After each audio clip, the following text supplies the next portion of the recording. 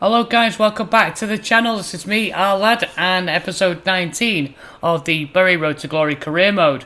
No games today, but we do have the season awards as well as the squad report and a crucial goal of the season competition that I want you guys to vote on. The winner of that goal of the season will appear in the intro to season 2. Because of that, the episode might be a little bit longer than normal, but stick with me and some fantastic goals to show you. On with the squad report. Right, so before we get into this squad report, I'd just like to say that I'm recording directly through the game. So if my voice sounds a little fainter or the sound is a little lower than what you're used to hearing, then I do apologise for that, but this is pretty much the only way that I can do it. If I was to record everything first and then do an audio layover, I'd find it difficult to have my voice catch up to what I was showing you on the statistics. So we're going to start with the statistics, as I've mentioned there, and you'll see the overall growth in the top right hand corner where it says overall 66.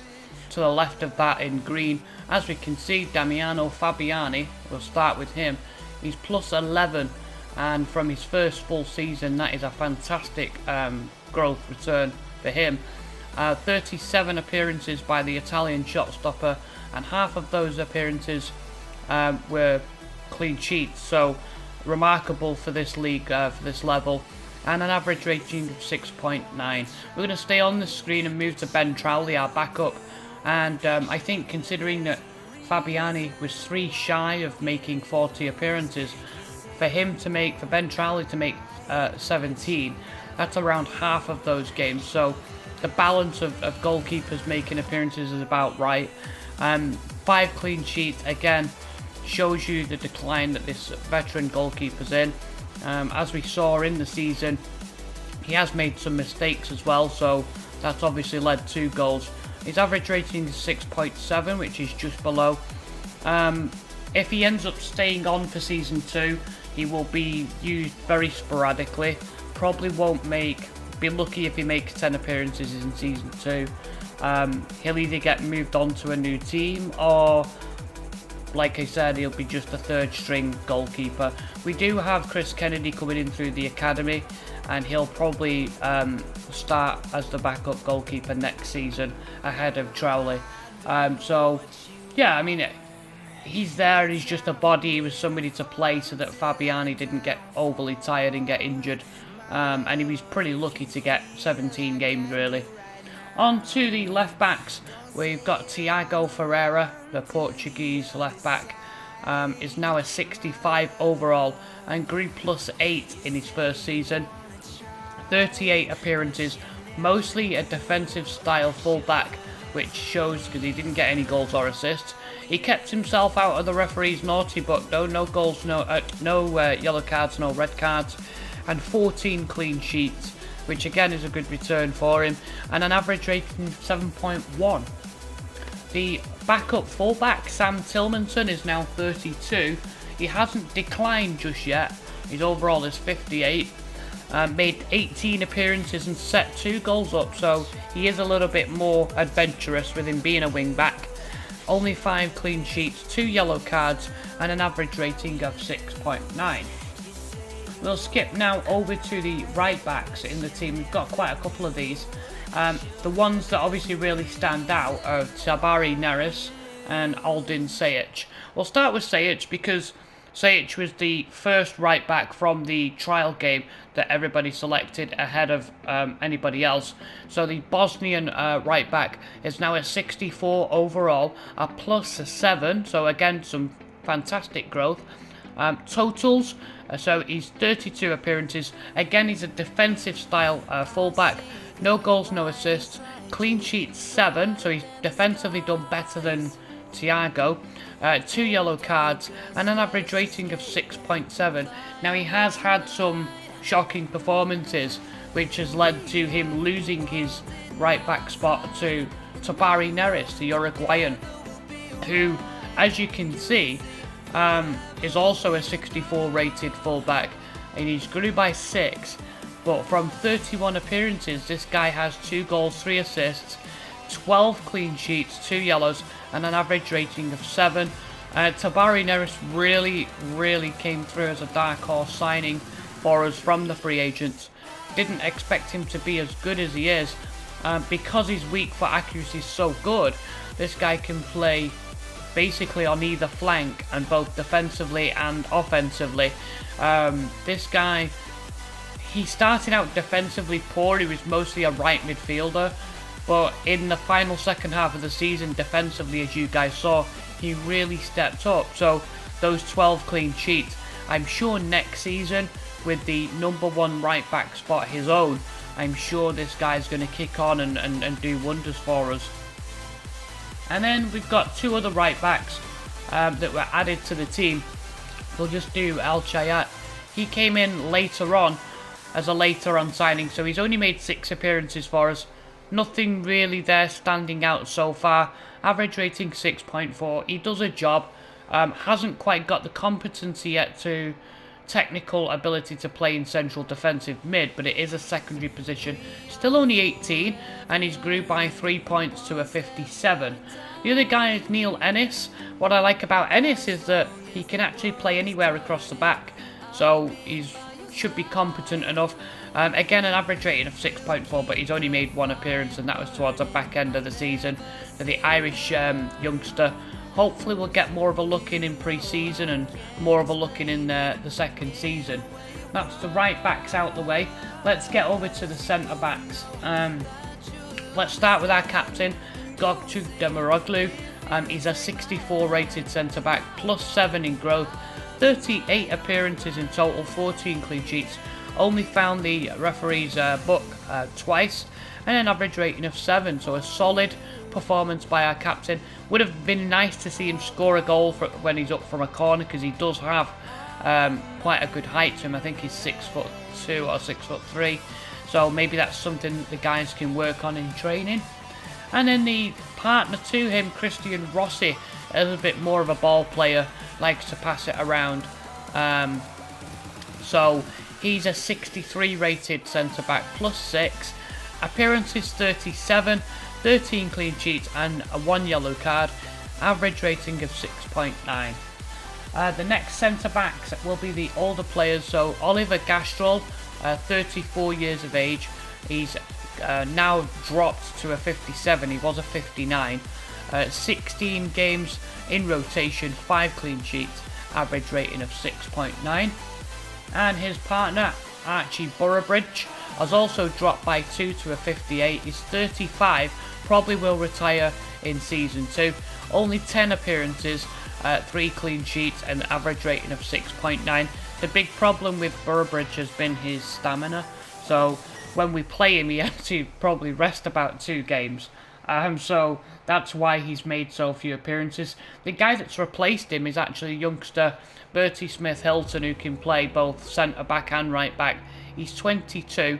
He's only grew by 2 points, so I don't think he's got a high potential. 15 appearances, 4 clean sheets, 1 yellow card, average rating of 6.8. And then we brought in Ragnar Vilhelmsson. He's only 17 from Iceland.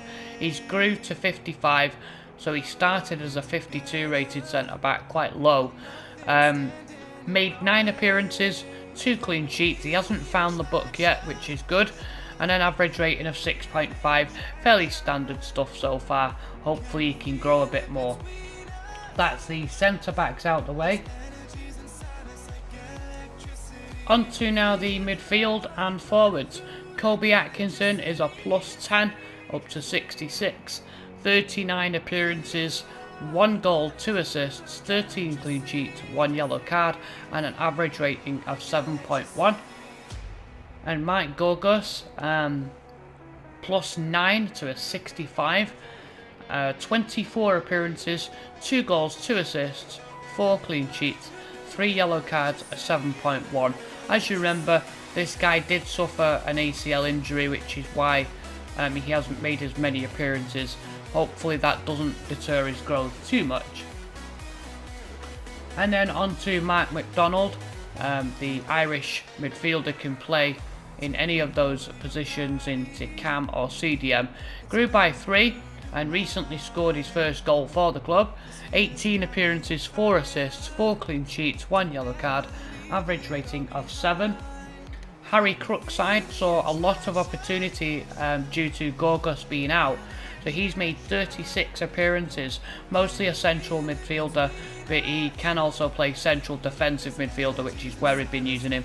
10 clean sheets, 2 yellow card, an average rating of 6.7. So pretty standard stuff that. And then let's have a look. We're going to do the cams, so let's do the cams first. Chris Goslin from America, +8 to a 65. This guy was our leading playmaker with 15 assists from 38 games, and also weighed in with 8 goals, only 2 shy of getting into double figures.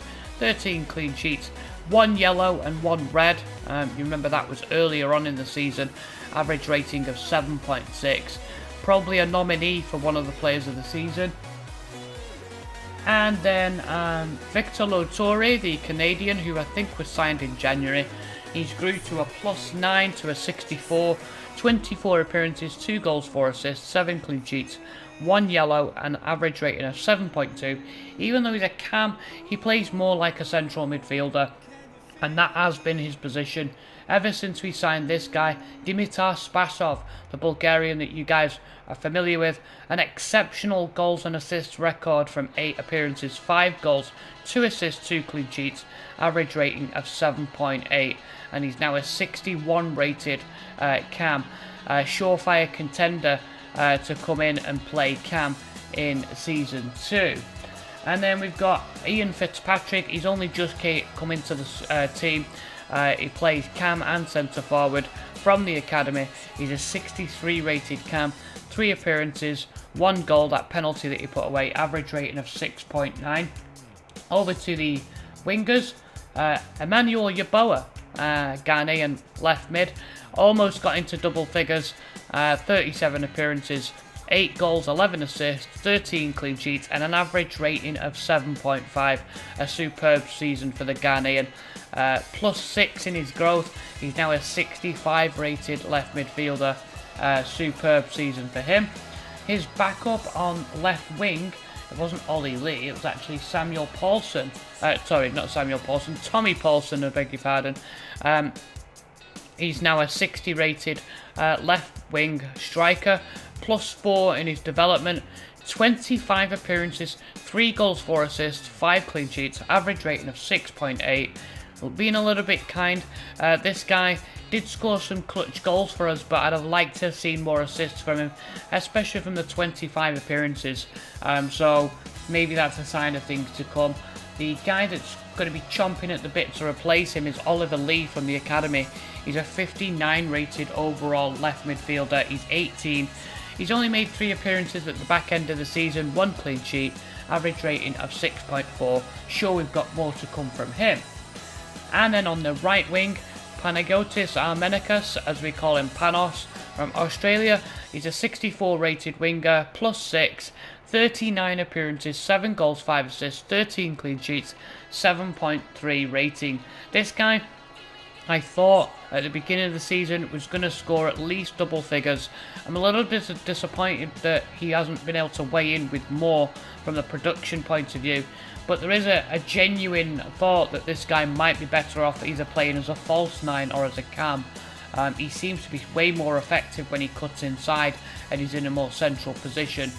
But at the moment, you know, it remains to be seen whether that position's going to open up, and it just seems like he's probably going to be shifted into that cam role. Especially if Goslin moves on, he might be better off filling that position. Declan King's coming up through the academy. He's played only 2 games at the moment, but he can play either wing. He's 18. He's grew to a 63 at the moment. So again, he's going to be chomping at the bit to get in that rotation spot. And he'll be battling that rotation spot with Francisco Perez, who he signed from the free agency. He's grew +5 as an overall 57 rated striker. But he can actually play right wing. That's where we've been playing him. 13 appearances, 1 goal, 2 assists, 4 clean sheets, and an average rating of 6.9. We've been working on Perez's overall distribution, so his long passing, crossing, things like that, because of him playing there. It remains to be seen whether this guy can actually play striker at this level, because he is only a dainty striker, and I think that maybe playing in that role he's just not strong enough. That's why I shifted him out wide, because he has got pace, so that's something that obviously he can use to his advantage. So that's the wingers and the midfielders. I think we've covered everybody in the team up until that point. Oliver Lee, Declan King, Paulson. That basically just leaves the strikers. We'll start with the number 1 striker, Faris Moumbagna from Cameroon. 37 appearances, 21 goals, 6 assists, 15 clean sheets. Only saw the referee's book once. Average rating of 7.6. And probably the nominee for Player of the Season. A growth of +8 to a 67, and the best player in our squad. Back up to him, Jabo Ibere, the veteran striker, retires at the end of the season. He's 37 and he's declined to a 58. 31 appearances, most of them in the league. 4 goals overall and 3 clean sheets. Average rating of 6.5, really showed his decline. A little bit of a tree of forward, not very mobile, and you could see that basically that he just basically came on in rotation as a body. While we didn't have anybody else and we were training up the other youngsters, we really needed him to step in. The next guy we've got is Matthias Szoboszlai, and this guy was signed as a 48 rated Hungarian striker. He is now 57 overall and is ready to step in to replace Jabo Ibere in the rotation lineup. Now, should we lose Faris Moumbagna in the summer, this guy would obviously then step into the main role as striker, the first team striker. Not as many goals as I'd like from the 13 appearances, but keeping in mind most of those early appearances he was very lowly rated, so we should see a better return from him in the second season. 13 appearances, 3 goals, 2 assists, 1 clean sheet, 1 yellow card. He is mostly blessed with a good first touch and creativity, so whether he can actually step up and score a lot of goals for us will remain to be seen. Another guy we brought through is Harrison Shaw. The young 18-year-old striker is really yet to make an appearance. He came through at the back end of the season, so we don't know yet how his production rate's going to be. He can play in any of the roles, centre forward, cam and striker. So again, it's going to be mostly a case of seeing how he does early season in season 2 and maybe giving him a chance in pre-season. So it's time now to select your goal of the season. 5 wonderful goals coming up, all individually numbered. Just let me know in the comments, guys, which one you think deserves to be goal of the season and why. Leave it in the comments and let me know. Enjoy the goals.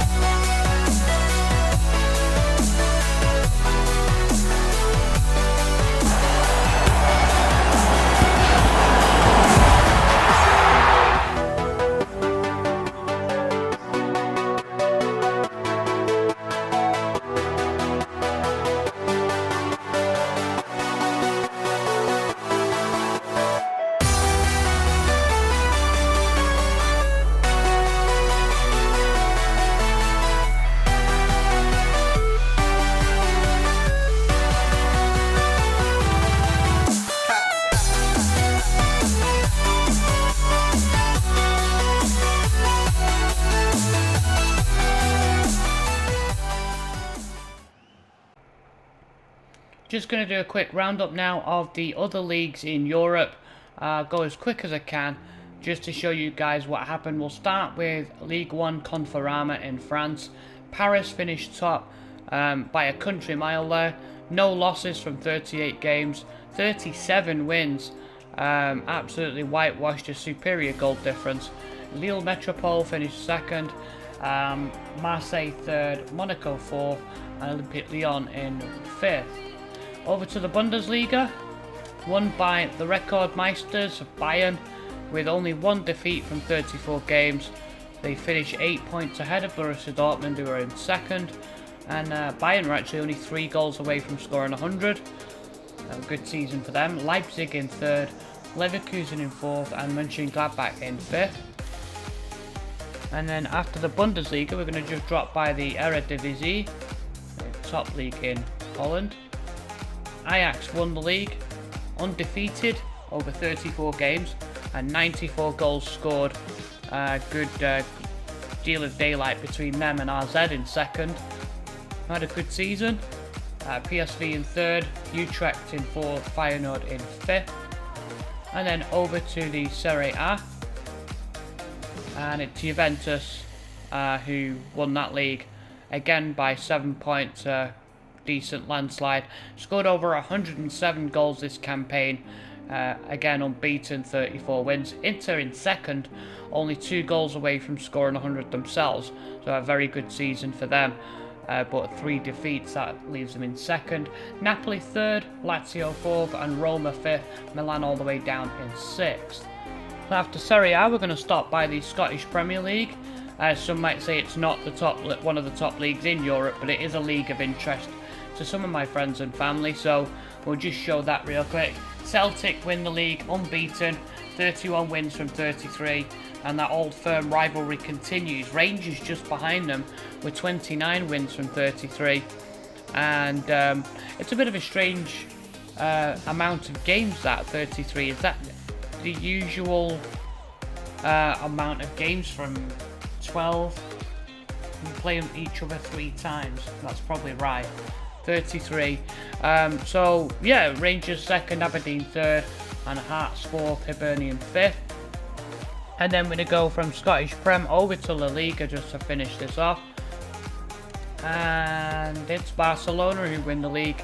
Over 100 goals scored on 107 points. And close goal difference as well. That's actually quite a close title race, with Real Madrid second, 33 wins from 38. And they remain unbeaten in La Liga, but they drew a game that they probably shouldn't have done. And as a result, it's cost them. Atletico Madrid finished third, some distance between them. Valencia fourth, and Real Betis in fifth. On to the Player of the Season awards, and this is the player who has impacted the team the most and received the most average rating.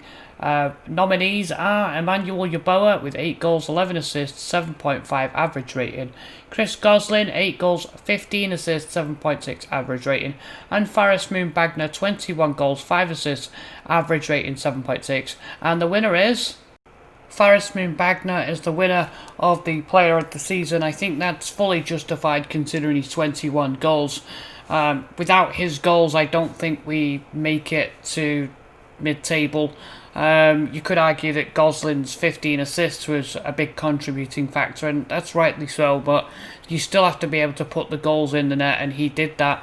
And obviously he wins top scorer, so he grabs a brace of awards.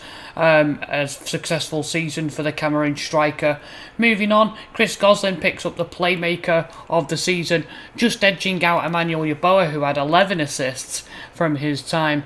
And yeah, so 15 assists, weighed in with 8 goals as well.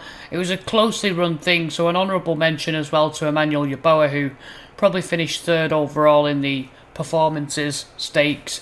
But yeah, a successful season for both Goslin and Moonbagner, who picked up that Playmaker award. On to the Young Player of the Season, the best player to come through who's a young player. Notable mention to Dimitar Spasov here, who weighed in with 5 goals, the most in rotation. That means he didn't have as many games as obviously the first team players, but out of all the rotation players, Spasov had the most, and he made a phenomenal impact when he came in.